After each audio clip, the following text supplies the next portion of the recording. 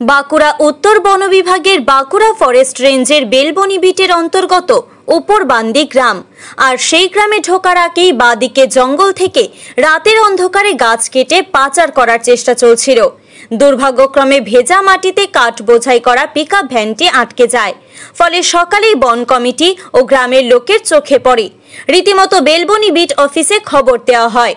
বেলবনি bit অফিসের পক্ষ থেকে কাটা গাছ ও গাছ বোঝাই পিকআপ ভ্যানটিকে বাজেয়াপ্ত করা হয়েছে।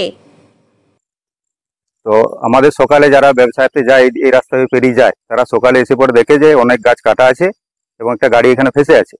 তারা রীতিমতো আমাদের গ্রামে ফোন করে, যথারীতি আমাদের গ্রামের থেকে আমরা সবাই এসে দেখি যে গাড়িটি এই জঙ্গলের মধ্যে ফেসে গেছে এবং প্রায় 150-200 গাছ এখানে কাটা অবস্থায় পড়ে আছে।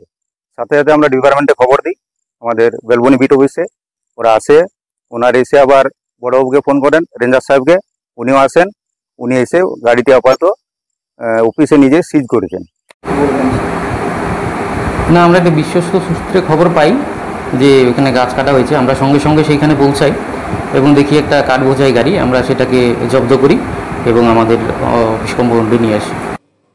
বাঁকুড়া থেকে Mohammad Shahjahan Ansari report, TV news 10। মন যখন যাচায় হাতের কাছে পায় নালন্দা ফরচুন পার্ক। দরজার সামনে জাতীয় সড়ক, জানলা খুললেই এয়ারপোর্ট, পা বাড়ালে রেলওয়ে স্টেশন, ইচ্ছে হলেই পছন্দের বাজার, মিনিটের মধ্যে স্কুল, কলেজ, হাসপাতাল।